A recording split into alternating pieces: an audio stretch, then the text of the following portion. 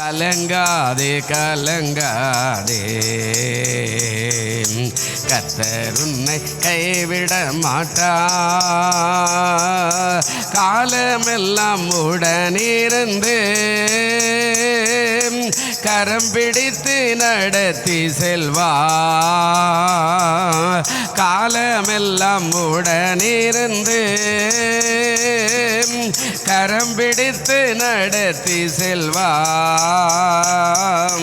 கண்ணீரெல்லாம் துடைப்பார், கண்ணீரெல்லாம் துடைப்பார்.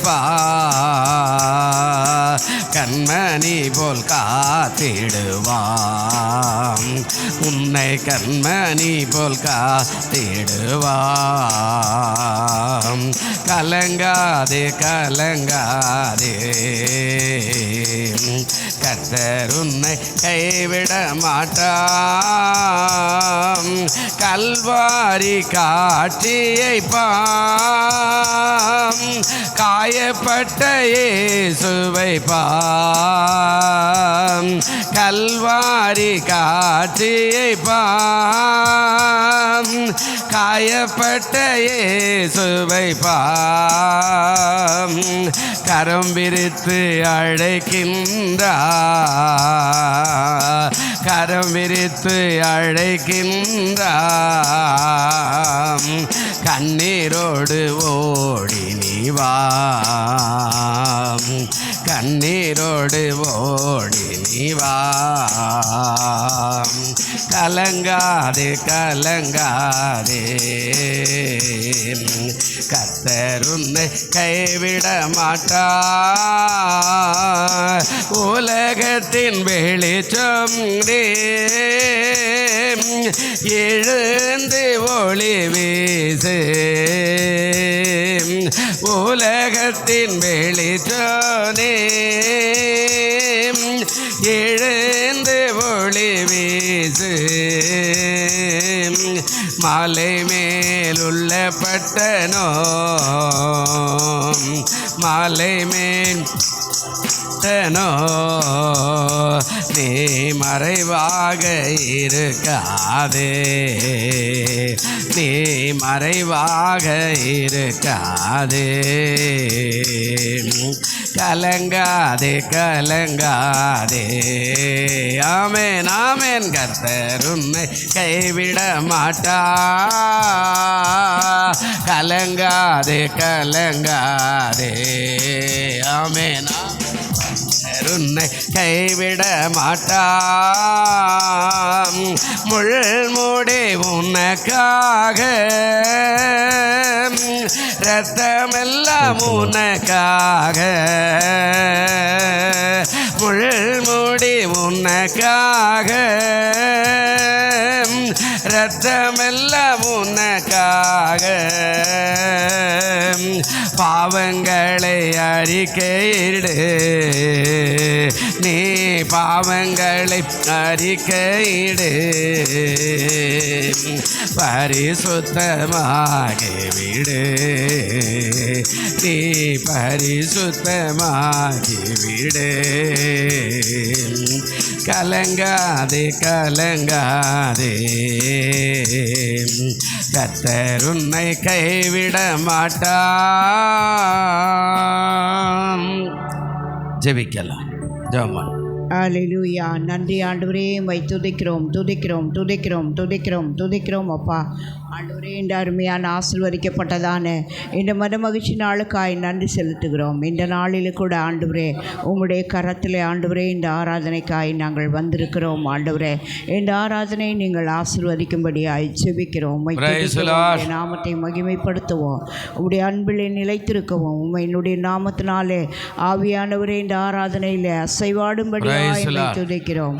ஆண்டவரே, பாடல்களுக்காய் துதிக்கிறோம். தேவனுடைய ஆண்டவரே வர்ஷிப்காய் சோதரிக்கிறோம். கர்த்தருடைய அபிஷேக வல்லமைகளை ஊற்றி ஆண்டவரே பரிசுத்த ஆவியானவர் இந்த சபையில் அசைவாடி ஆண்டவரே ஆராதனையுடைய வல்லமையினாலே நிரப்பி கிருபையினாலே வரங்களினாலே அக்கினி அபிஷேகங்களினாலே ஆண்டவரே நீர் இறங்கும்படி ஆண்டவரே எங்களை தாழ்த்தி ஒப்பு கொடுக்கிறோம். ஆண்டவரே, தேவனுடைய நாமத்தை மகிமைப்படுத்த இந்த ஆராதனையிலே உடைய தேவ பிரசன்னங்களுக்காய் ஸ்தோத்திரிக்கிறோம். தேவனுடைய வார்த்தைக்காய்மை ஸ்தோத்திரிக்கிறோம். ஆண்டவரே, எல்லா காரியங்களையும் ஒவ்வொருக்கு நேர பகுதிகளையும் பொறுப்பெடுத்து நடத்துவீராக. காணிக்கையின் பகுதி, அறிவிப்பு பகுதி எல்லாவற்றையும் உடைய சமூகத்தில் அர்ப்பணித்து ஜெபிக்கிறோம். கர்த்தருடைய நாமத்தை மகிமைப்படுத்தி ஆராதிக்க தேவன் தாமே இந்த ஆராதனையில் அற்புதங்களையும் அடையாளங்களையும் அதிசயங்களையும் செய்யும்படியாய் ஜெபிக்கிறேன். தாழ்த்தி ஒப்பு கொடுக்கிறேன். பரிசுத்த ஆவியான ஒரு ஆண்டு கொண்டு ஆளுகை செய்யும். இயேசுவின் நாமத்தில் ஜெபிக்கிறோம் எங்கள் ஜீவனுள்ள பிதாவே, ஆமென். உட்காரோ. நீரோடை வாஞ்சித்து கதரும் போல் தேவனே, எந்த ஆத்துமாவும் உம்மையே வாஞ்சித்து கதருதே. மான்கள் நீரோடை வாஞ்சித்து கதரும் போல் தேவனே, எந்த ஆத்துமாவும் உம்மையே வாஞ்சித்து கதருதே. தஞ்சமே நீர், அடைக்கலம் நீர், கோட்டையும் நீர் என்றும் காப்பீர்.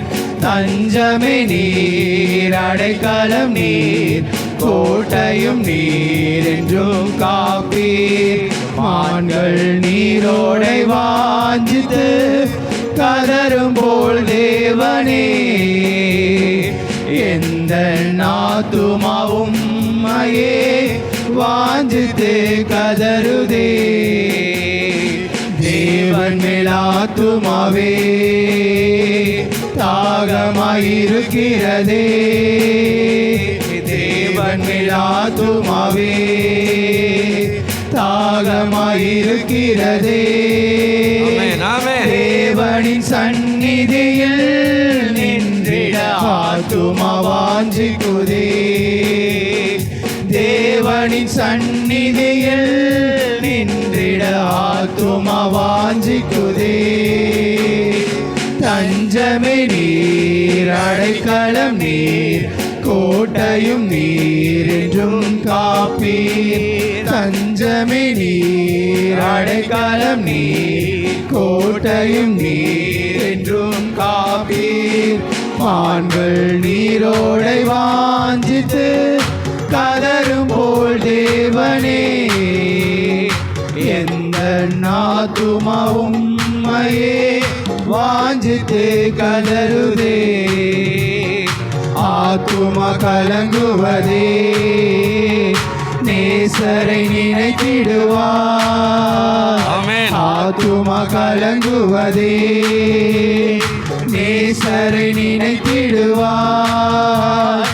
அன்பரின் ரட்சிப்பினால் தினமும் துதித்து போற்றிடுவோம். அன்பரின் ரட்சிப்பினால் தினமும் துதித்து போற்றிடுவோம்.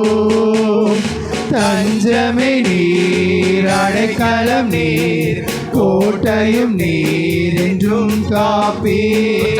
தஞ்சமே நீர், அடைக்கலம் நீர், கோட்டையும் நீர் என்றும் காப்பீர். மான்கள் நீரோடை வாஞ்சித்து கதரும் போல் தேவனே, எந்த ஆத்துமாவும் உம்மையே வாஞ்சித்து கதருதே. யோர்தான் தேசத்திலோ, எர்மோன் மலைகளிலோ, யோர்தான் தேசத்திலோ, எர்மோன் மலைகளிலோ, சிறுமலைகளில் இருந்தோ உம்மை தினமும் நினைக்கின்றேன். சிறுமலைகளில் இருந்தோ உம்மை தினமும் நினைக்கின்றேன். தஞ்சமே நீர், அடைக்கலம் நீர், கோட்டையும் நீர் என்றும் காப்பீர். தஞ்சமே நீர், அடைக்கலம் நீர், கோட்டையும் நீர் என்றும் காப்பீர். மான்கள் நீரோடை வாஞ்சித்து கதரும் போல் தேவனே, எந்த ஆத்துமா உம்மையே வாஞ்சித்து கதருதே. தேவரின் பகற்காலத்தில் தருகின்றீர் சொல்லுவோம். தேவரின் பகற்காலத்தில் ஆமென் ஆமென். கிருபை தருகின்றீர் இரவில் பாடும் பாட்டு எந்த வாயில் இருக்கிறது ஆமென் ஆமென். இரவில் பாடும் பாட்டு எந்த வாயில் இருக்கிறது கை தட்டுவோம் எல்லாரும். தஞ்சமே நீர் அடைக்கலம் நீர் கோட்டையும் நீர் என்றும் காப்பி உற்சாகமாய். தஞ்சமே நீர் அடைக்கலம் நீர் கோட்டையும் நீர் என்றும் காப்பி மான்கள் நீரோடை வாஞ்சித்து ஆமென். கதரும் போல் தேவனே எந்த நாத்துமாவும் மயே வாஞ்சித்து கதருதே கண்மலையாம் தேவ நீர் என்னை ஏன் மறந்தீ ஆமென். கண்மலையாம் தேவ நீர் என்னை ஏன் மறந்தீ எதிரிகளால் அடியே துக்கத்தால் திரிவதினோ ஆமென் ஆமென். எதிரிகளால் ஒழுங்கி அடியே துக்கத்தால் திரிவதேனோ தஞ்சமே நீர் அடைக்கலம் நீர் ஆமென். கோட்டையும் நீர் என்றும் காப்பி தஞ்சமே நீர் அடைக்கலம் நீர் கோட்டையும் நீர் என்றும் காப்பி மான்கள் நீரோடை வாஞ்சித்து கதரும் போல் தேவனே எந்த நாத்துமாவும் மயே வாஞ்சித்து கதருதே மான்கள் நீரோடை வாஞ்சித்து கதரும் போல் தேவனே எந்த நாத்துமாவும் மயே வாஞ்சித்து கதருதே தஞ்சமே நீர் அடைக்கலம் நீர் கோட்டையும் நீர் என்றும் காப்பி தஞ்சமே நீர் அடைக்கலம் நீர் கோட்டையும் நீர் என்றும் காப்பி அக்கினியில் நடந்து வந்தோ ஆனால் சேதம் ஒன்றும் இல்லையப்பா தண்ணீரை கடந்து வந்தோ உட்காந்துக்கலாம். கை தட்டினாதான் நல்லா இருக்கும். போகவில்லையப்பா அக்கினியில் நடந்து வந்தோ ஆமென். ஆனால் சேதம் ஒன்றும் இல்லையப்பா தண்ணீரை கடந்து வந்தோ நாங்கள் மூழ்கி போகவில்லையப்பா உங்க கிருபை எங்களை விட்டு இமை பொழுதும் விலகலப்பா ஆமென். உங்க கிருபை எங்களை விட்டு இமை பொழுதும் விலகலப்பா ஹல்லேலூயா. எங்கள் தேவன் நீர் எங்கள் ராஜா நீர் நாங்கள் போற்றிடும் எங்கள் கண்மலை நீர் எங்கள் தேவன் நீர் எங்கள் ராஜா நீர் நாங்கள் போற்றிடும் எங்கள் கண்மலை நீர் அக்கினியில் நடந்து வந்தோம் ஆனால் சேதம் ஒன்றும் இல்லையப்பா தண்ணீரை கடந்து வந்தோம் தம்பி கை தட்டு. மூழ்கி போகவில்லையப்பா உங்க கிருபை எங்களை விட்டு நல்லா இருக்குது உங்க கை இமை தட்டு. கை பொழுதும் தட்டு. விலகலப்பா உங்க கிருபை எங்களை விட்டு ஆமென் இமை ஆமென். பொழுதும் விலகலப்பா எங்கள் தேவன் நீர் எங்கள் ராஜா நீர் நாங்கள் போற்றிடும் எங்கள் கண்மலை நீர் எங்கள் தேவன் நீர் எங்கள் ராஜா நீர் நாங்கள் போற்றிடும் எங்கள் கண்மலை நீர் செங்கடலை நீர் பிளந்தீர் செம்மையான பாதை தந்தீர் ஆமென். எரிகோவின் கோட்டைகளை யோசனையால் தகர்த்தீர் செங்கடலை நீர் பிளந்தீர் செம்மையான பாதை தந்தீர் ஹல்லேலூயா. எரிகோவின் கோட்டைகளை உம் யோசனையால் தகர்த்தீர். கொடியாத்தின் கோஷங்களை ஒரு நொடியில் வென்று விட்டீர். கைத்தட்டி சொல்லுவோம். கொடியாத்தின் கோஷங்களை ஒரு நொடியில் வென்று விட்டீர். எங்கள் தேவன் நீரே, எங்கள் ராஜா நீர், நாங்கள் போற்றிடும் எங்கள் கண்மலையும் நீர். எங்கள் தேவன் நீர், எங்கள் ராஜா நீர், நாங்கள் போற்றிடும் எங்கள் கண்மலை நீர். பலவித சோதனையா கூடமிடப்பட்டோம் ஐயா, ஹல்லேலூயா. பொன்னாக மாற்றிவிட்டீர். புது இருதயம் தந்து விட்டீர். பலவித சோதனையா கூடமிடப்பட்டோம் ஐயா, ஆமென். பொன்னாக மாற்றிவிட்டீர். புது இருதயம் தந்து விட்டீர். எங்கள் தலையை எண்ணெயினால் அபிஷேகம் செய்து விட்டீர். ஆமென். எங்கள் தலையை எண்ணெயினால் அபிஷேகம் செய்து விட்டீர். எங்கள் தேவன் நீர், எங்கள் ராஜா நீர், நாங்கள் போற்றிடும் எங்கள் கண்மலை நீர். எங்கள் தேவன் நீர், எங்கள் ராஜா நீர், நாங்கள் போற்றிடும் எங்கள் கண்மலை நீர். வருடங்களை உமது கிருபையினால் கடந்தோ, ஆமென், ஆமென். இனி வரும் நாட்களெல்லாம் உந்தன் மகிமதனை காண்போ. வருடங்களை உமது கிருபையினால் கடந்தோ, இனி வரும் நாட்களெல்லாம் உந்தன் மகிமைதனை காண்போ. எங்கள் ஆயுள் உள்ளவரை இயேசு நாமத்தை உயர்த்திடுவோம். ஆமென். எங்கள் ஆயுள் உள்ளவரை இயேசு நாமத்தை உயர்த்திடுவோம். எங்கள் தேவன் நீர், எங்கள் ராஜா நீர், நாங்கள் போற்றிடும் எங்கள் கண்மலை நீர்.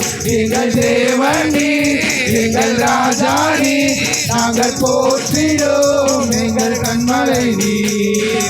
அக்கினியில் நடந்து வந்தோம், ஆமென். ஆனால் சேதம் ஒன்றும் இல்லையப்பா. தண்ணீரை கடந்து வந்தோம், நாங்கள் மூழ்கி போகவில்லையப்பா.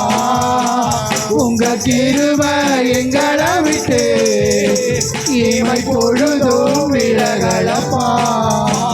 உங்க கிருபை எங்களை விட்டு இமை பொழுதும் விலகலப்பா.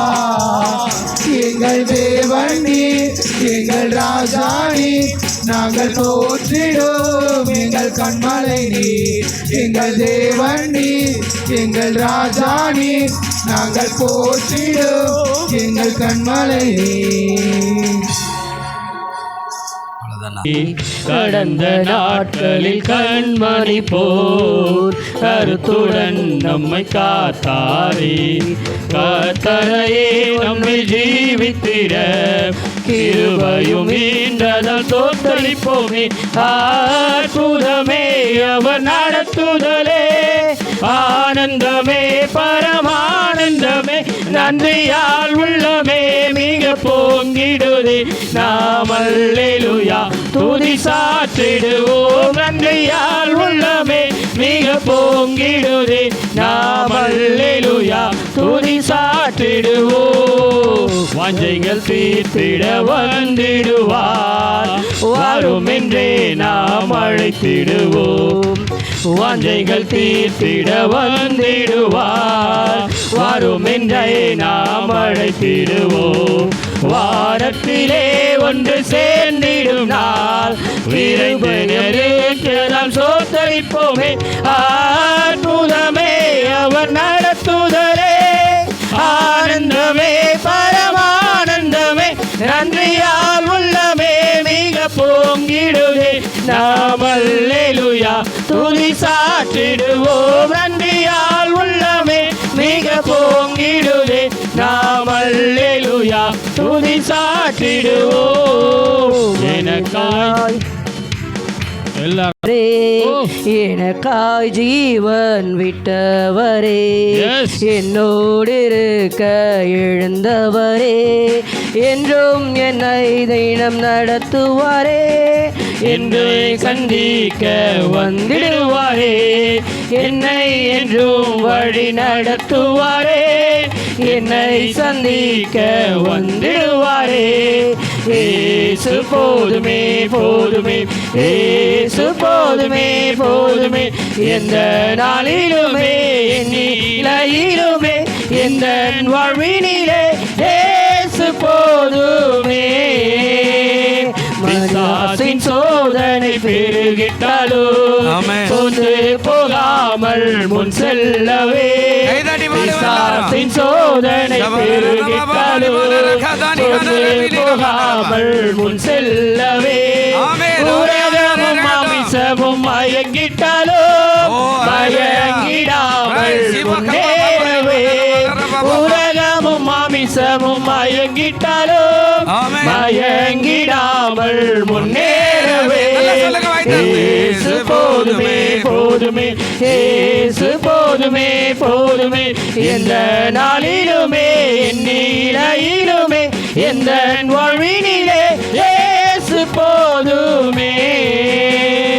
மனிதர் என்னை கைவிட்டாலும் மாமிசம் அழுகினாரிட்டாலும், மனிதர் என்னை கைவிட்டாலும் மாமிசம் அழுகினாரிட்டாலும், ஐஸ்வர்யம் யாவுமே அழிந்திட்டாலும் ஆகாதவன் என்று தள்ளிவிட்டாலும், அல்லேலூயா. ஐஸ்வர்யம் யாவுமே அழிந்திட்டாலும் ஆகாதவன் என்று தள்ளிவிட்டாலும், ஏசு போதுமே போதுமே, ஏசு போதுமே போதுமே, எந்த நாளிலுமே என் நிலையிலுமே எந்த வாழ்வினிலே ஏசு போதுமே.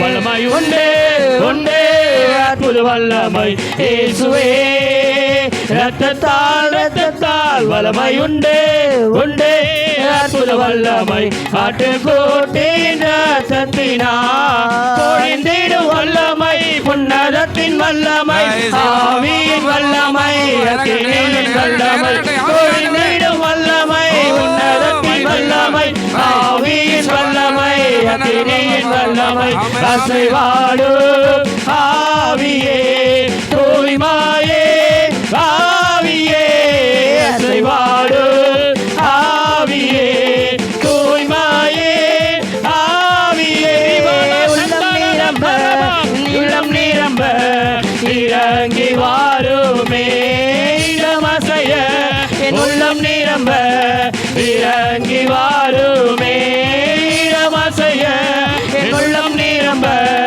இறங்கி வாருமே, இடமசைய என் உள்ளம் நிரம்ப இறங்கி வாருமே. ஊற்று தண்ணீரே எந்த தேவாவியே, ஜீவநதியே என்னில் பொங்கி பொங்கி வா, ஊற்று தண்ணீரே எந்த தேவாவியே, ஜீவநதியே என்னில் பொங்கி பொங்கி வா. ஆசீர்வாதியோ என்னை சகத்தரே, ஆசீர்வாதியோ என்னை சகத்தரே, ஆவியின் வரங்களினால் என்னை நிரப்பு, ஆவியின் வரங்களினால் என்னை நிரப்பு, ஊற்று தண்ணீரே எந்த தேவாவியே, ஜீவநதியே என்னில் பொங்கி பொங்கி வா, ஊற்று தண்ணீரே எந்த தேவாவியே, ஜீவநதியே என்னில் பொங்கி பொங்கி வா. ரட்சிப்பின் ஊற்றுக்கள் எந்த சபைகளிலே இறங்கிட இந்த வேளை உறவிடுவே, ரட்சிப்பின் ஊற்றுக்கள் எந்த சபைகளிலே இறங்கிட இந்த வேளை உறவிடுவே. ஆத்மபாரமோ பரிசுத்தமோ, ஆத்மபாரமோ பரிசுத்தமோ, அவருடன் பெற்றிடவே வரம் தாருமே, அவருடன் பெற்றிடவே வரம் தாருமே.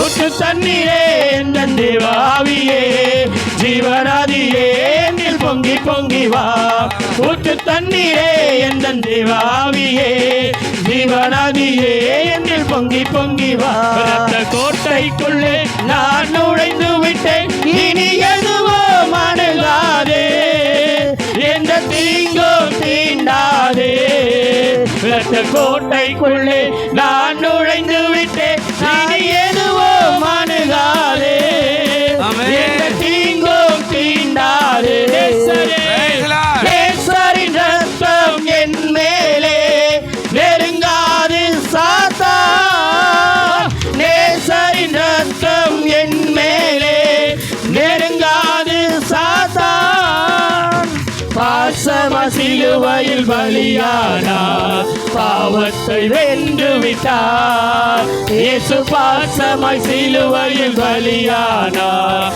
பாவத்தை வென்று விட்டார் இரத்த கோட்டைக்குள்ளே நான் நுழைந்து விட்டேன் இனி எதுவும் அணுகாதே எந்த தீங்கும் தீண்டாதே இரத்த கோட்டைக்குள்ளே நான் நுழைந்து விட்டேன் இனி எதுவும் அணுகாதே எந்த தீங்கும் தீண்டாதே ஹல்லேலூயா ஹல்லேலூயா ஹல்லேலூயா நன்றி இயேசுவே நன்றி இயேசுவே நன்றி இயேசுவே நன்றி இயேசுவே நன்றி இயேசுவே நன்றி இயேசுவே நன்றி இயேசுவே நன்றி இயேசுவே ஹல்லேலூயா ஹல்லேலூயா ஹல்லேலூயா ஹல்லேலூயா ஹல்லேலூயா ஹல்லேலூயா ஹல்லேலூயா ஹல்லேலூயா ஹல்லேலூயா ஹல்லேலூயா ஹல்லேலூயா ஹல்லேலூயா ஹல்லேலூயா ஹல்லேலூயா கிருபையே கிருபையே மாறாத நல்ல கிருபையே உங்க கிருபைதான் என்னை தாங்குகின்றது உங்க கிருபைதான் என்னை நடத்துகின்றது உங்க கிருபைதான் என்னை தாங்குகின்றது உங்க கிருபைதான் என்னை நடத்துகின்றது உடைக்கப்பட்ட நேரத்தில் எல்லாம் என்னை உருவாக்கின கிருபையே உடைக்கப்பட்ட நேரத்தில் எல்லாம் என்னை உருவாக்கின கிருபையே கிருபையே கிருபையே மாறாத நல்ல கிருபையே கிருபையே கிருபையே மாறாத நல்ல கிருபையே உங்க கிருபைதான் என்னை தாங்குகின்றது உங்க கிருபைதான் என்னை நடத்துகின்றது. ஆகம 26:12 வார்த்தை இப்படி சொல்லுகிறது, வாசிப்போம். நான் உன்னுடைய நடுவிலே உலாவி உங்களுடைய தேவனாயிருப்பேன். தனி கொடுப்பேன். உங்களுடைய தேவனாயிருப்பேன், நீங்கள் என்னுடைய ஜனமாய்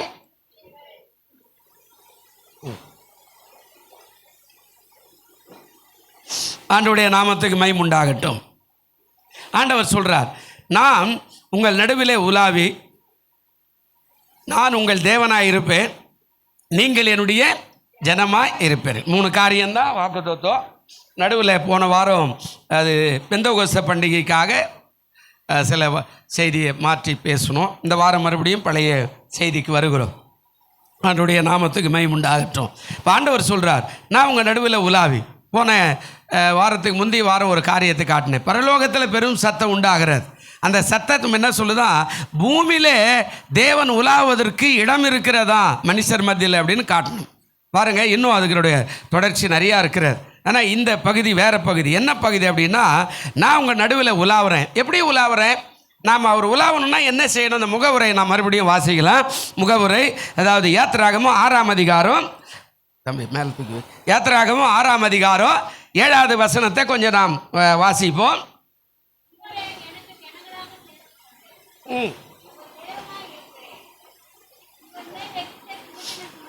உங்களை எனக்கு ஜனங்களாக சேர்த்து கொண்டு உங்களுக்கு நான் தேவனாய் இருப்பேன். உங்கள் மேல் எகிப்தியர் சுமத்தின சுமைகளை நீக்கி உங்களை விடுவிக்கிற உங்கள் தேவனாகிய கர்த்தர் நான் என்று அறிவீர்கள். அப்படின்னா நான் தான் எல்லாத்தையும், அதாவது விடுவிக்கிற ஒரு ஆண்டவர். அவர் நடுவில் வரணும்னா நீங்கள் கொஞ்சம் பாதையை சரிப்படுத்தணும். அவர் வந்தார்னா இது நடக்கும். என்ன சொல்கிறார்? உங்களை எனக்கு ஜனங்களாக நான் சேர்த்துக்கொள்கிறேன். எப்போ சேர்த்துக்கொள்வோம்? நாம் கூட சில நேரத்தில் பஸ்ஸில் போவோம், ட்ரெயினில் போவோம். சில நேரத்தில் போனீங்கன்னா எங்கேயோ ஒரு அம்மா ஒரு குழந்தை வச்சுக்கிட்டு நின்று இருக்கும்னு வச்சுங்களேன். ஒரு சின்ன கை குழந்தை கையில் வச்சுன்னு இருக்கோம். அது சீட் இல்லாத நின்று இருக்கும். நமக்கு அந்த குழந்தைய பார்த்தா ரொம்ப சந்தோஷமாக, சரி நான் வாங்கி வச்சுக்கலாம், அம்மா அந்த பாப்பா கொடுமா நான் வச்சுக்கிறேன் அப்படின்னு சொல்லுவோம். அது அழகாக இருக்கும், அது சிரிக்கும், அது சந்தோஷமாக இருக்கும். சில நேரத்தில் அதே குழந்தைக்கு கொஞ்சம் மூக்கு ஒழிக்குன்னு எல்லாம் சேர்த்து மூஞ்சி கீழே ஒரு மாதிரியாக இருக்குன்னா, சார் இந்த குழந்தை வச்சுக்கன்னா நம்ம மேலே கீழ் பார்த்து டக்குன்னு ஏந்து நீயே உக்காந்துக்குமா. இதை நான் கூட செஞ்சுருக்கிறேன். ஏன்னா நம்ம வெள்ளையும் ஜல்லுமா அப்போ தான் போவோம். அது அழுக்காக இருக்கும். இதை கொஞ்சம் வச்சுக்க சாருன்னா டக்குன்னு ஏந்து நீ உக்காந்துக்குமா, நான் அங்கே தான் இறங்க போகிறேன்னு சொல்லிடுவேன். ஏன்னா அது குழந்தையே அது மாதிரி இருக்குது இல்லை. அழுக்காயிடுச்சுன்னா நம்ம மறுபடியும் எங்கே வந்துச்சு இதெல்லாம் பண்ணுவோம். இப்போ யோசிச்சு பாருங்களேன். அப்போ பரிசுத்தமாக அழகாக நல்ல சுத்தபத்தமாக இருக்கிற பிள்ளைகளை நாமளே கேட்டு வாங்கி நான் மடியில் உட்கார வச்சுக்கிறோமா இல்லைம்மா அப்படின்னு சொல்கிற மாதிரி தான் ஆண்டவரும் பரிசுத்தமாக இருக்கிறவருடைய இல்லத்துக்கு தேடி வருகிறவராக இருக்கிறார். அதனால தான் இங்கே சொல்கிறார், உங்களை எனக்கு எப்படி ஆக்கிறேன்? ஜனங்களாக நான் என்ன பண்ண போகிறேன்? சேர்த்து கொள்ளுவேன். உங்களுக்கு தேவனாய் நான் இருப்பேன். ரெண்டுமே ரொம்ப வித்தியாசம். சேர்த்து கொள்ளுவதும் தேவனாக இருப்பதும். சேர்த்து கொண்டுட்டு பாய் பாய் போயிட்டு வாங்க, நீங்கள் எப்போனாலும் வரலாம் எப்போனாலும் போகலாம் அப்படின்ற மாதிரி இல்லை. ரயில் சினேகன்றது ரயில் வர வரைக்கும் 6 மணி நேரம் ஒரே எதிர்க்க உட்காந்துக்கிற ஆள்கிட்ட பேசிக்கிட்டு வருவோம். அவர் டீ சாப்பிட்டா நம்ம சாப்பிடுவோம், அவர் முறுக்கு சாப்பிட்டா நம்ம முறுக்கு சாப்பிடுவோம், அவர் தூங்கும்போது நாம் தூங்குவோம், அவர் பேசும்போது நாம் பேசுவோம். அது ரயில் சினேகம் மாதிரி. அவர் இறங்கிட்டோன்னு வச்சுக்க, பெரம்பூர் வந்துடுச்சுன்னா இறங்கிட்டோன்னா பாய் போயிட்டு வாங்க அப்படின்னா, ஐயோ அவர் இறங்கிட்டாரு, இல்லை நான் அவர் எந்த ஊருக்கு போகிறாரு அவர் கூடவே நான் போவேன் அப்படின்னா அது நமக்கு ஒத்து வராது. நாம் வேறு ஊர், அவர் வேறு ஊர். நல்ல கவனிங்க. அதுபோல் ஆனால் இங்கே என்ன சொல்கிறாரு? உங்களை எனக்கு ஜனங்களாக நான் சேர்த்து கொள்ளுகிறேன். அடுத்து உங்களுக்கு நான் தேவனாக இருக்கிறேன். 3வது உங்கள் மேல் எகிப்தியர் சுமத்தின சுமைகளெல்லாம் நீக்குகிற ஆண்டவர் நான். இது எப்போ நடக்கும்? இப்போ முகவுரை உபாகமம் 23:14 வாசிங்க. சில நேரத்தில் அந்த அடித்தளத்தோடு கூட நாம் பேசினா தான் உங்களுக்கும் புரியும் எனக்கும் புரியும். நல்ல கவனிங்க. உபாகமம் 23:14 வசனம் என்ன சொல்கிறாரு பாருங்க. உன் தேவனாகிய கர்த்தர், நல்ல கவனிக்க, உன் தேவனாகிய கர்த்தர் உன்னை ரட்சிக்கணும், உன் சத்துருக்களை உனக்கு ஒப்பு கொடுக்கணும், உன் பாளையத்துக்குள்ள உலாவி கொண்டிருக்கிறார். ஆகையால் அவர் உன்னிடத்தில் அசுசியான காரியத்தை கண்டு உன்னை விட்டு விலகி போகாதபடி உன் பாளையம் எப்படியா இருக்கணுமா? இப்போ அவர் உலாவணும்னா உன் பாளையம் கட்டாயம். பாளை என்றது மனம், பாளை என்றது வீடு, பாளை என்றது சபை, பாளை என்றது உடைய வேலை, பாளையம் என்பது உடைய வியாபாரம், பாளையம் என்பது உடைய எண்ணம். ஏன்னா இது சுத்தபத்தமாக இருந்தால் தான் ஆண்டவரே உள்ளே வந்து உலாவதற்கு அவர் ஆசைப்படுவாராம். அதனால தான், அதாவது புதிய ஏற்பாட்டில் ஒரு சம்பவம் இருக்கிறது. ஒரு மனுஷனுக்கு ஒரு பிசாசு பிடிச்சிருக்குது. நேரம் ஆகிடும், ஏன்னா 1/2 மணி நேரம் தான் இருக்குது எனக்கு. ஒரு மனுஷன் ஒரு பிசாசு பிடிச்சிருக்குது. அந்த பிசாசு அவனை ஆண்டவர் அதட்டும் போது அது போயிடுது. வெளியில் போய் ஊரெல்லாம் சுற்றுது, எந்த மரையும் பார்க்குது, எந்த மலையை பார்க்குது, எந்த மனுஷனை பார்க்குது, எங்கேயும் உட்காரத்துக்கான அதுக்கு இளைப்பாறுதல் கிடைக்காம அது என்ன பண்ணுதா, நான் விட்டு வந்த வீட்டுக்கே போடுவேன் அப்படின்னு திரும்பி வருதான். அது திரும்பி வந்த உடனே இந்த வீடு சுத்தமாக பெருக்கி மொழிகி சுத்தபத்தமாக இருக்கிறதுனால இதுக்கு ஒரே சந்தோஷம். பரவாயில்லையே, இந்த மனுஷன் வீட்டை நல்லா சுத்தம் பண்ணி வச்சுக்கிறான், அவருடைய மனசு சுத்தமாக இருக்குது, எண்ணம் சுத்தமாக இருக்கிறது, பரவாயில்ல. இப்போ நாம் குடியிருக்கிறதுக்கான இடம் இதான்னு அது என்ன பண்ணுதான், வெளியே மறுபடியும் போய் தண்ணிலும் பொல்லாத அதிகாரம் உள்ள ஒரு 7 ஆவியை கூட்டின்னு வந்து அவனில் குடியிருக்குதா. அதான் ஆண்டவர் இயேசுனார் சொன்னார். அப்போ அவனுடைய முன்னிலைமை காட்டிலுடைய பின்னிலைமை எப்படி இருக்குமா? ரொம்ப ரொம்ப ஒரு பிசாசே தாங்கலைண்ணா 7 பிசாசு உள்ளே இருந்தால் எப்படி இருக்கும்? நல்லா கவனிச்சு பாருங்க. அப்போ அந்த வீடு பெருக்கி மொழிகி ஜோடிக்கப்பட்டிருக்கிற அந்த வீட்டுக்குள்ளே இருக்க வேண்டிய ஆள் யாருன்னா நம்முடைய ஆண்டவராகிய இயேசு. அல்லேலூயா. எனக்கு நிறைய குடும்பங்கள் சீர்கெட்டு போனது காரணம் வீட்டுக்குள்ளே இருக்க வேண்டிய ஆள் இல்லை. ஆமாம், குடும்ப தலைவனோ தலைவியோ இருக்கிறாங்கன்னா அந்த குடும்பத்தை சீர்படுத்தி சிறப்படுத்தி கட்டி எழுப்புவதற்கு சரியான குடும்ப தலைவனோ தலைவி இல்லைன்னா அது சீர்கெட்டு போய் புருஷன் ஒரு வழி பார்த்துட்டு மனைவி ஒரு வழி பார்த்துட்டு போய் பிள்ளைகளை நடுத்தெருவில் விட்டுட்டு போவார். நம்ம சினிமாவில் நீங்கள் அடிக்கடிக்கு அந்த பத்திரிகைலாம் நீங்கள் எடுத்து பார்த்தீங்கன்னா ஒரு சினிமா நடிகனும் ஒரு பொண்டாட்டிக்கு மேலே 2 பொண்டாட்டி இல்லாமல் உலகத்தில் இருக்கவே மாட்டான். அதே மாதிரி சினிமா நடிகங்களும் நீங்கள் பாருங்களேன், ஒரு ஆளுன்றது 100க்கு ஒருத்தன் 1000ல் ஒருத்தன் தான் ஒருத்தனோட ஒருத்தன் வாழ்ந்திருப்பான். இன்னொரு புருஷனோட இல்லைன்னா விவாகரத்தில் போயிடும். கர்த்தருக்கு சோத்திரம். உலகத்தில் பாருங்கள், பணமும் பொருளும் நிறையா இருக்கும்போது இதெல்லாம் நடக்கும். இப்போ ஆண்டவர் சொல்கிறார், உன் வீட்டில் உலாவத்துக்கு நான் வரணும்னா உன் பாலை எப்படி இருக்கணுமாங்க? எப்படி இருக்கணுமாங்க? சுத்தமாய். அசுத்தமாக இருந்தால் யாருமே வந்து குழந்தை மாதிரி வேணாம்மா நீயே உட்காந்துக்குப்பா நான் ஏன் நின்றுக்கிறேன்ற மாதிரி தான் ஆண்டவர் சொல்லுவார். எப்பா நீயே இருப்பா, இந்த வீட்டில் என்னால் இருக்க முடியல, இங்கே சண்டை சச்சுரு அநியாயம், ஆமாம் பொய் பேசுகிறீங்க, ஏமாத்துறீங்க, கெட்ட கெட்ட வார்த்தை பேசுகிறீங்க, எப்போ பார்த்தாலும் பாவமான காரியமே நடக்குது, எந்த நேரத்தில் சோத்திரம் கிடையாது, துதி இல்லை, ஜெய கம்பீரமான பாட்டு இல்லை, வசனம் இல்லை, ஜெபம் இல்லை, ஆராதனை இல்லை, இப்போ நான் இங்கிருந்து என்ன பண்ண போகிறேன் அப்படின்னு சொல்லிட்டு அவர் என்ன பண்ணுவார்? அவர் வெளியேறிட்டு நீயே இந்த குடுத்தனம் பண்ணிக்க, நீயே இருப்பா, பிசாசு கூட்டு விட்டு போயிடுவார், நீயே இங்கே குடியிருப்பா, உன் இடம் இதுதான் அப்படின்னு சொல்லிட்டு அவர் வெளியேறிடுவார். ஆனால் இங்கே என்ன சொல்கிறாரு? அவர் உன்னிடத்தில் அசுசியான காரியத்தை கண்டு உன்னை விட்டு விலகாதபடிக்கு உன் பாளையத்தை என்ன பண்ணுங்க? உன் பாளையத்தை என்ன பண்ணுங்க? சுத்தம் பண்ணுங்கள். உன் பாளையத்தை சுத்தம் பண்ணு. பவுல் சொல்லுவார் கொரிந்திய நிருபத்தில், என்னிலே எந்த குற்றத்தையும் நான் காணேன், ஆனால் என்னை நியாயம் விசாரிக்கிறவர் தேவன் ஒருவர். அல்லேலூயா. அவர் சொல்கிறார், என்னிலே எந்த குற்றமும் கிடையாது. ஆமாம், எனக்கு எந்த விதமான நான் அறிஞ்ச வரைக்கும் நான் எந்த பாவமும் செய்யலை. ஆனால் என்னை நியாயம் விசாரிக்கிறவர் யார் அப்படின்னா தேவனாகிய கர்த்தர். நாம் அப்படி தான் வாழணும். நான் ஒரு குற்றத்தை செய்யலை, ஆனால் நான் நீதிமானெல்லாம் சொல்ல மாட்டேன். இன்னொரு இடத்துல பேதுரு நிருபத்தில் சொல்லும்போது இப்படி சொல்லுவார், ஆமாம் நமக்குள்ளே பாவம் இல்லை என்று சொல்லுவோமானால் நம்மை நாமே வஞ்சிக்கிறவர்களாய் இருப்போம். நம்மை நாமே வஞ்சிக்கிறோம். எனக்கெல்லாம் பாவமே கிடையாதுங்கண்ணே. எந்த வகையிலாவது ஒரு பாவம் இருக்கும். சும்மா நகத்தில் தொட்டு பார்த்தேன், நகத்தில் கூட சின்ன அழுக்கு இருக்குன்னா அது கூட ஒரு பாவமான காரியமாய் மாறிடும். அதனால தான் சொல்கிறார் பேதுரு, என்ன சொல்கிறார்? அதாவது எனக்குள்ளே பாவம் இல்லைன்னா நம்மை நாமே வஞ்சிக்கிறவர்களாக இருப்போம். அப்போ என்ன செய்யணும்னா என்னை நியாயம் விசாரிக்கிற ஒருத்தர் இருக்கிறாரு, அவர் தான் என்னை நியாயம் விசாரிக்கணும். அப்போ இந்த பாளையம் சுத்தமாக இருக்கணும்னா நீ என்ன செய்யணும்? உன்னை சுத்திகரிக்க நீ கற்றுக்கொள்ள வேண்டும். இந்த பாளையத்தில் ஆண்டவர் உலாவணும் அப்படின்னா உன்னை சுத்திகரி, அவர் வருவதற்கு இடம் கொடுக்கணும். அவர் வருவதற்கு இடம் கொடுக்காம எல்லா வாசலையும் அடைச்சி வச்சிருந்தேன்னா அவர் எப்படி உள்ள வருவார்? உள்ள வராம போனா உன் வியாதி எப்படி மாறும்? அவர் உள்ள வரலன்னா உடைய வேதனை எப்படி மாறும்? அவர் உள்ள வரலன்னா உன் வாழ்க்கை எப்படி ஆசீர்வாதமே மாறும்? அவர் உள்ள வரலன்னா உன்னை எப்படி அவர் ஆசீர்வதிக்க முடியும்? அவர் உள்ள வரத்துக்கு இடம் இல்லை, எல்லாத்தையும் க்ளோஸ் பண்ணிட்ட நீ. அது அப்படிதாங்க.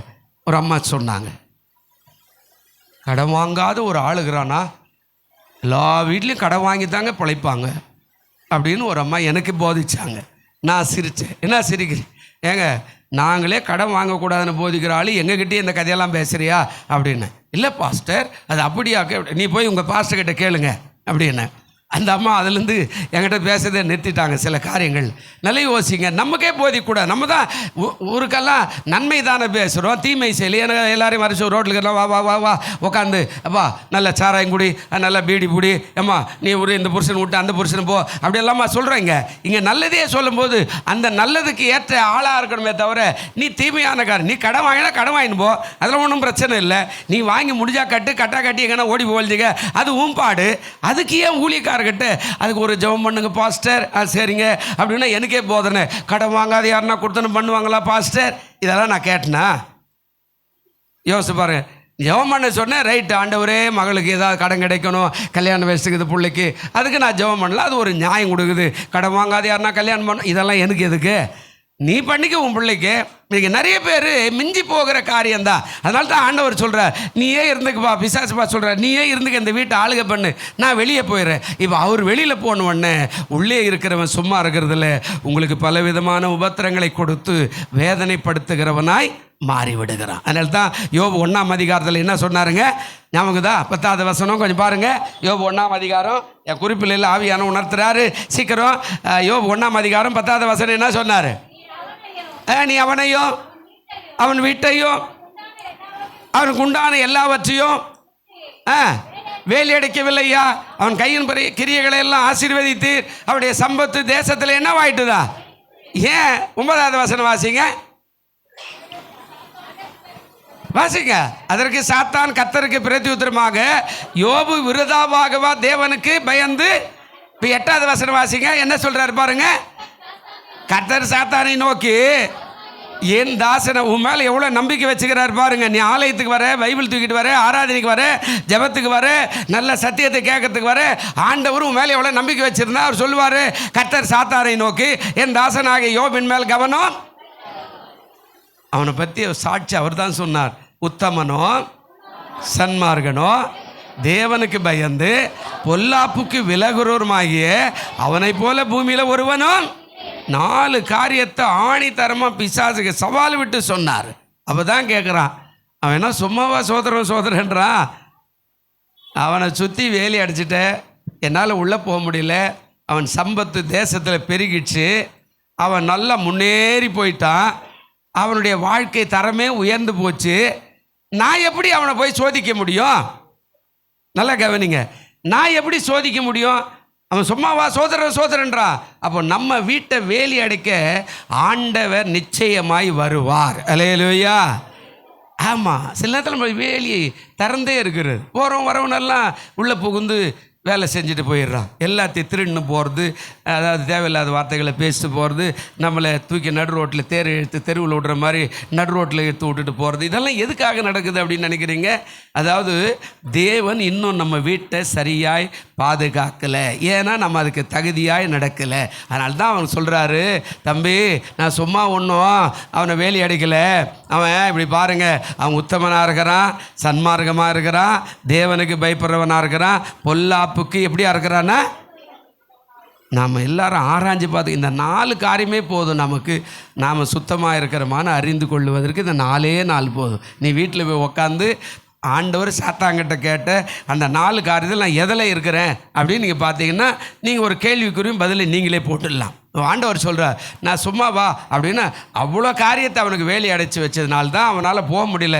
அப்போ தான் ஆண்டவர் அவன் மேலே நம்பிக்கை வச்சு அவனை விடுறாரு, போய் பார்த்துக்குப்பான். அப்போது ஆண்டவர் நம்முடைய பாளையத்தில் வந்து உலாவணும் அப்படின்னா நிச்சயமாய் நாம் சுத்தபத்தமாய் உண்மையாய் பரிசுத்தமாய் வாழும்போது கண்டிப்பாய் வருவார். ஒரே ஒரு வசனம் வாசிட்டு முன்னாடி போவோம். அந்த குறிப்பில் வருது, 1 யோவான் என்று நான் நினைக்கிறேன், ஒரு வார்த்தை சொல்லுகிறது. ஆமாம், 1 யோவான்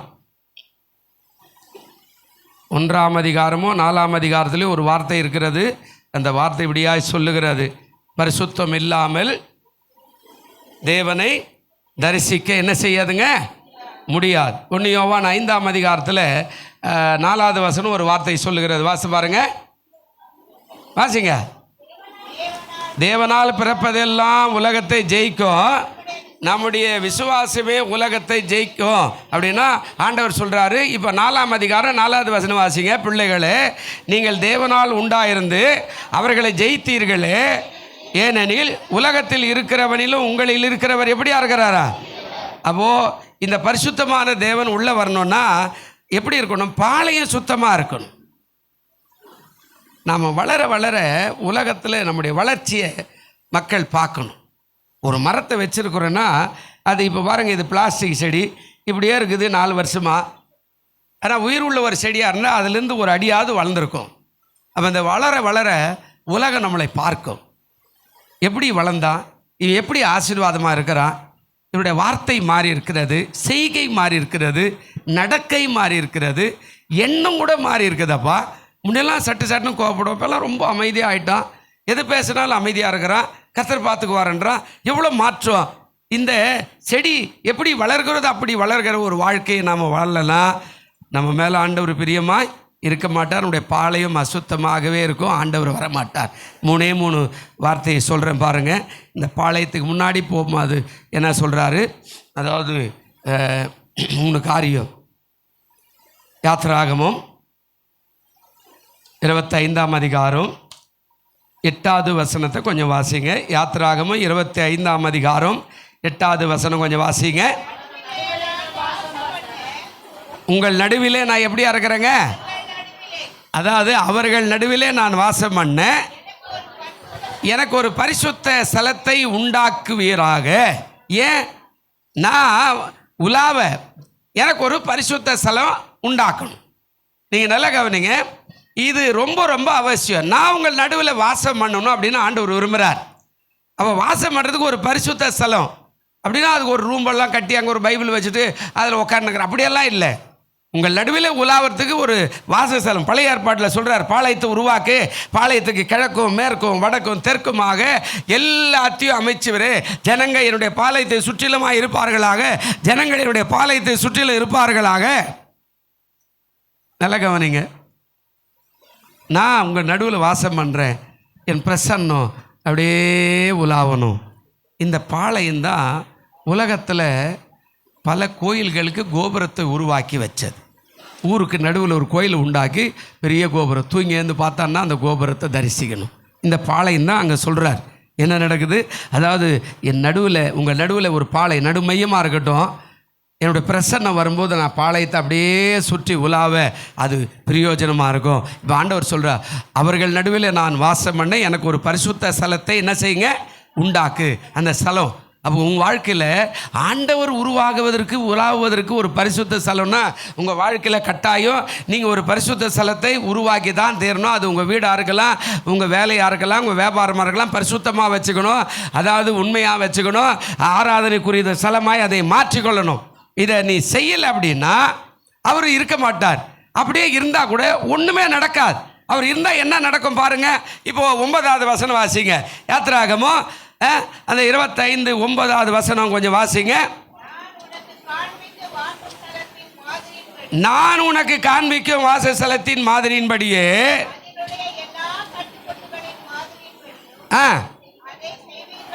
அதை செய்வீர்களாக.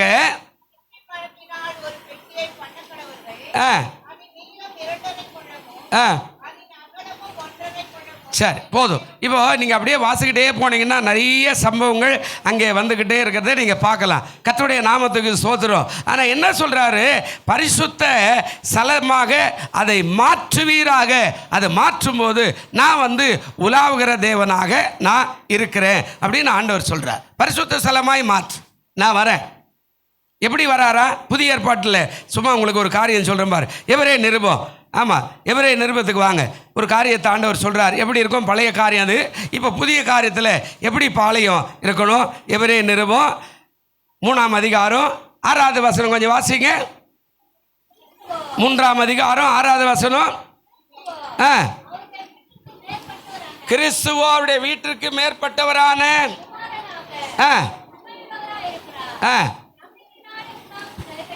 நம்பிக்கையினாலே, அந்த வார்த்தையை நல்லா கவனிக்கணும். அதாவது நம்பிக்கையினாலே உண்டாகும் தைரியத்தையும் மேன்மை பாராட்டலையும் உறுதியாய் என்ன செய்யணுமாக பற்றி கொண்டிருப்போமாகில் நாமே அவருடைய வீடாய் இருப்போம். அல்லேலூயா. கீழே சொல்றார், ஆகையால் பரிசுத்த ஆவியானவர் சொல்லுகிறபடியே இன்று அவருடைய சத்தத்தை கேட்பீர்களா. இது கீழே வேண்டாம். அப்போ நம்பிக்கையில், அதாவது முடிபறிந்தும் உறுதியாய் பற்றி கொண்டிருப்போமாக. எதை பற்றி சொல்கிறாரு?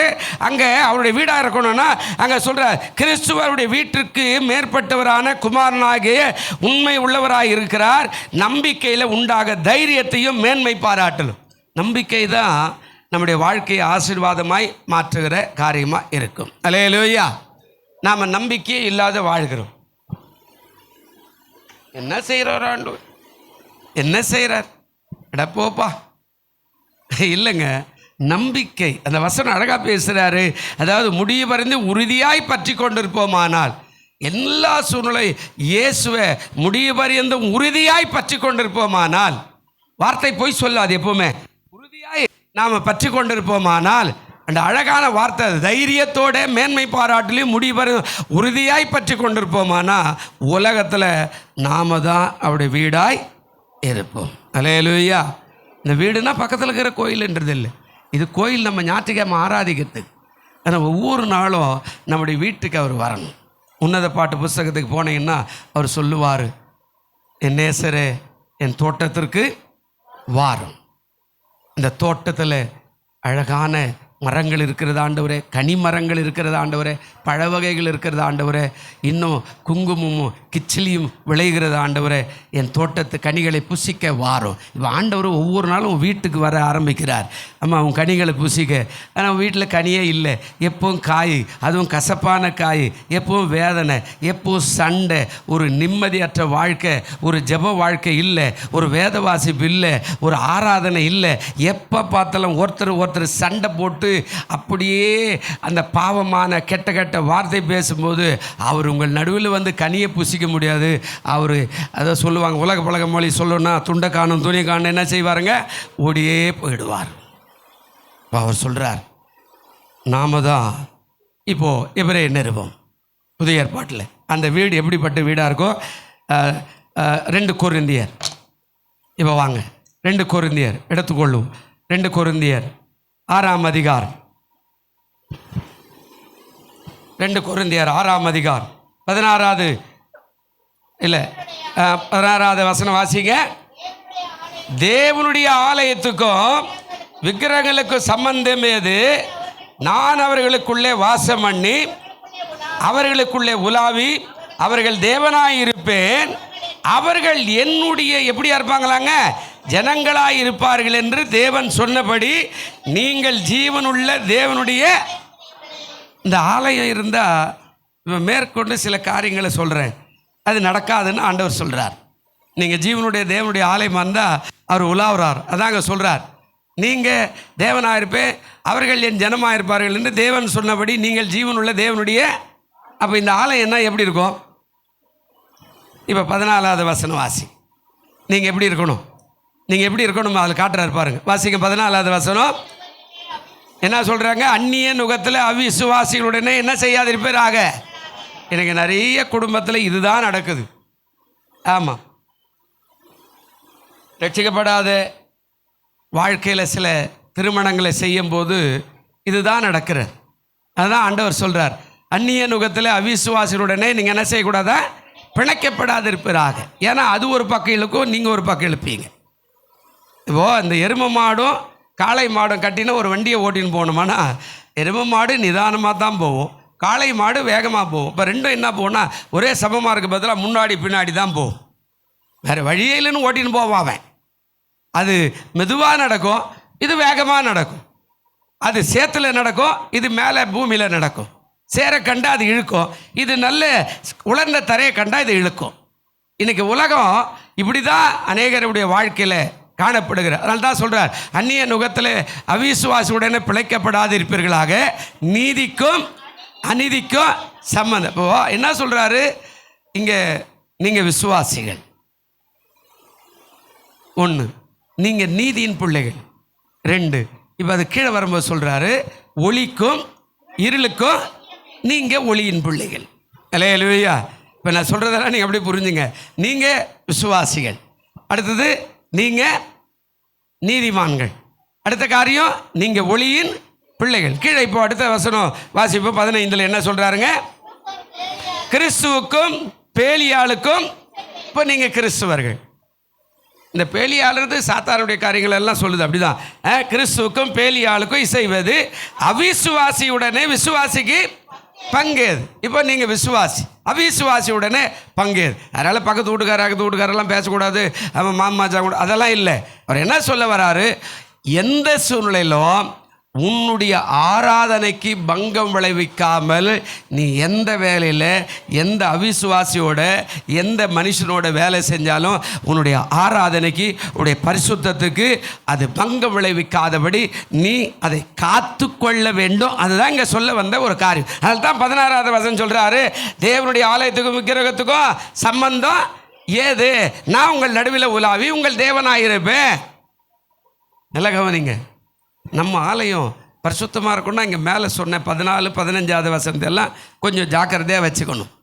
நம்ம எப்போவுமே ஆலயத்தை விட்டு கூட அடுத்தவனோட சொந்த ஊரை சுற்றின்னு இருப்போம். சில நேரத்தில் அவன் பக்கத்து வீட்டுக்காரன் சொல்லியிருப்பார், வாங்க அங்கே போய் வரலன்னா ஆலயத்தை விட்டுட்டு அவன் பின்னாடி சுற்றிட்டு இருப்போம். ஆலயமெல்லாம் வேண்டாங்க அப்படின்னுவோம். அதான் சொல்கிறார், அவிசுவாசியுடைய பங்கு அது. நீ விசுவாசினா ஞாயிற்றுக்கிழமை ஆராதிக்கணும் இல்லையா? நீ விசுவாசிக்கன்னா காலையில் ஜெபம் பண்ண இல்லையா? நீ விசுவாசிக்கன்னா உன் வீட்டில் பைபிள் வாசிக்கணும் இல்லையா? நீ விசுவாசியாக இருந்தால் நீ பரிசுத்தமாய் வாழ்கிற வாழ்க்கைக்கு அர்ப்பணம் பண்ணணும் இல்லையா?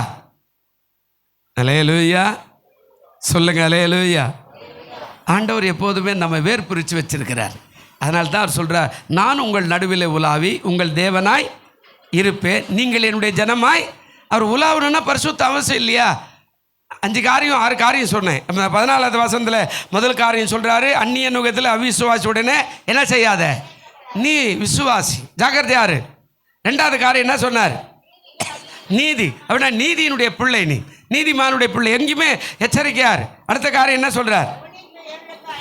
என்னங்க? ஒளிக்கும் இருளுக்கும். அப்படின்னா நீ ஒளியின் பிள்ளைகள், எப்பவுமே நீ வழி காட்டுகிறவன். நல்ல கவனிங்க. நாம் ரட்சிக்கப்பட்டு விசுவாசியாக மாற மாற வளர்ச்சி அடையும் போது அனுபவங்கள் கூடும். வளர வளர அனுபவங்கள் கூடும். உள்ளே வரும்போது நமக்கு எதுவுமே தெரியாது. ஆமாம், ஏதோ பண்ணுறாங்க, ஏந்துக்கிறாங்க, உட்கார சொல்கிறாங்க, பிரசங்கம் பண்ணுறாங்க, பாட்டு பாடுன்றாங்க, காணிக்கை போடுன்றாங்க, தசம்பாகன்றாங்க, காணிக்கின்றாங்க, பொருத்தனைன்றாங்க, அப்புறமா ஜெபம் பண்ணுன்றாங்க, வேதம்ன்றாங்க, சத்தியன்றாங்க, கற்பனைன்றாங்க, கட்டளைன்றாங்க. ஒன்றும் தெரியாது உள்ளே வரும்போது. ஆனால் வளர்ந்து ஆளாகும்போது, நீ தேறினவனாய் மாறும்போது வேர் பிரித்து வாழ கற்றுக்கொள்ளுகிறவனாய் இருக்கணும். அல்லேலூயா. நீ புறஜாதியோடு கூட பார்ட்னராக வேலை செய், இல்லை புறஜாதியினுடைய கம்பெனியில் கூட நீ வேலை செய், ஒன்றும் பிரச்சனை எல்லாம் இல்லை. அவர் என்ன சொல்ல வராரு? அந்த காரியத்தில் உன்னுடைய ஆராதனையும் உன்னுடைய பரிசுத்த வாழ்க்கையும் எடுபட்டு போகாமல் நீ காத்து கொள்வாயானால் நீர் தான் உண்மையான ஆள், நான் உன் பாளையத்துக்கு வர ஆயத்தமாக இருக்கிறேன். அல்லேலூயா. ஆனால் நம்ம சில நேரத்தில் விட்டுறோம் எல்லாத்தையும். ஆமாம், நிறைய பேரை நான் பார்த்துருக்கிறேன். நிறைய பேர் நம்ம விசுவாசியில் ஏன் நிறைய ஆட்கள் அதாவது சத்தியத்தில் இல்லாமல் வழிவு போனாங்க அப்படின்னா நிறைய ஆட்களை பார்க்குறேன். நண்பருக்காக போனவன், நண்பருக்காக ஞாயிற்றுக்கிழமை போய் ஒரு இடத்துல உட்கார்ந்து இருக்கவன், நண்பருக்காக இந்த காரியத்தை செய்தவன், இப்படி நிறைய பேர் நம்ம ஆராதனைக்கு எடுபட்டு போகாதபடி செய்ய அந்த புறஜாதி நண்பருக்கு யாராக இருந்தாலும் அவனுக்கு உதவி செய்ய வேண்டிய நம்முடைய கடமையாக இருக்கிறார். அவனை தூக்கி விடுவது நம்முடைய கடமையாக இருக்குது. அவனுக்கு சத்தியத்தை சொல்ல வேண்டிய நம்முடைய கடமையாக இருக்குது. அவனுக்கு அன்பை சொல்ல வேண்டிய நம்முடைய கடமையாக இருக்கிறார். ஆனால் நம்முடைய ஆராதனையில் நம்முடைய பரிசுத்த குலைச்சலாய் மாறாதபடி நம்மை காத்துக்கிட்டால் தான் அவர் சொல்கிறார், நான் உங்கள் நடுவில் உலாவி உங்கள் தேவனாயிருப்பேன், நீங்கள் என்னுடைய ஜனமா. நீங்கள் இதை விட்டுட்டு அதுக்கப்புறம் ஊரெல்லாம் போய் வேலை செஞ்சு அவர் ஒரு நல்ல மனுஷன் தானங்க, அவருக்கு உதவி செய்யத்தானங்க, அவர் கூட போய் தானாங்க ஆகணும், அப்படியெல்லாம் கரெக்டாக இருக்கும். அவங்க காரியத்தில் கரெக்டாக இருப்பான், ஆனால் நீ உங்கள் காரியத்தில் கரெக்டாக இல்லாமல் வழிவி போயிடுவேன்.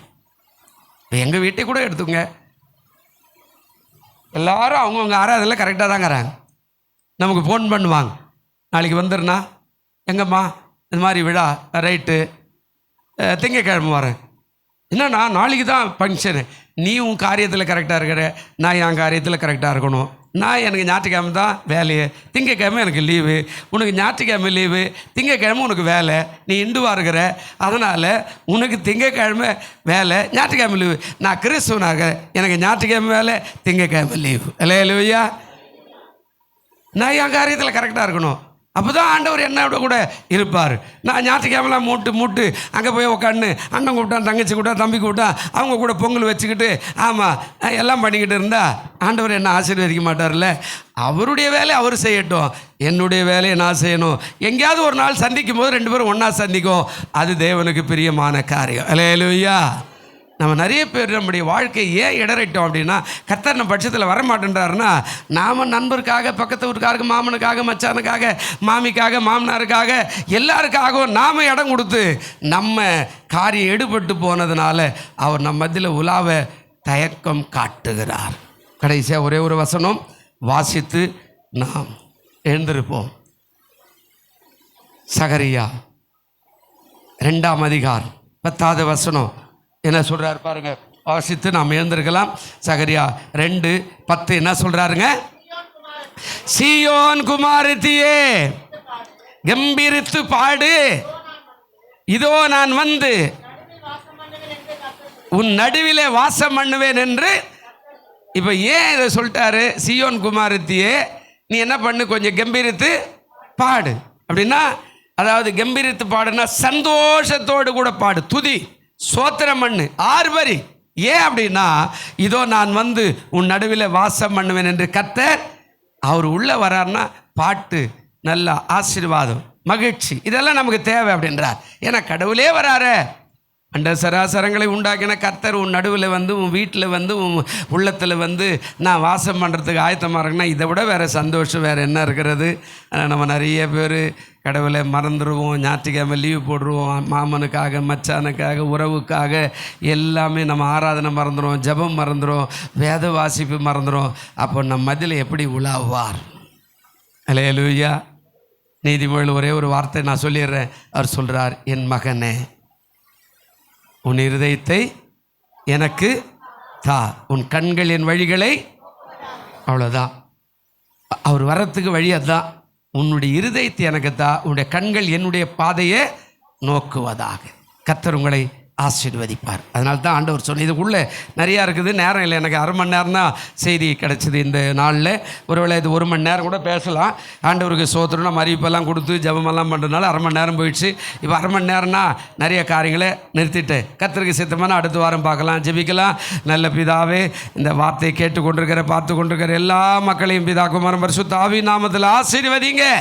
நான் உங்கள் நடுவிலே உலாவி உங்கள் தேவனாயிருப்பேன், நீங்கள் என் ஜனமாயிருப்பீர்கள் சொன்ன வார்த்தையின்படி கர்த்தாவே நீர் அப்படியாய் செய்யும் பெரிய காரியங்களை செய்யும். இயேசுவின் நாமத்தில் வேண்டிக் கொள்ளுகிறோம் நல்ல பிதாவே, ஆமேன்.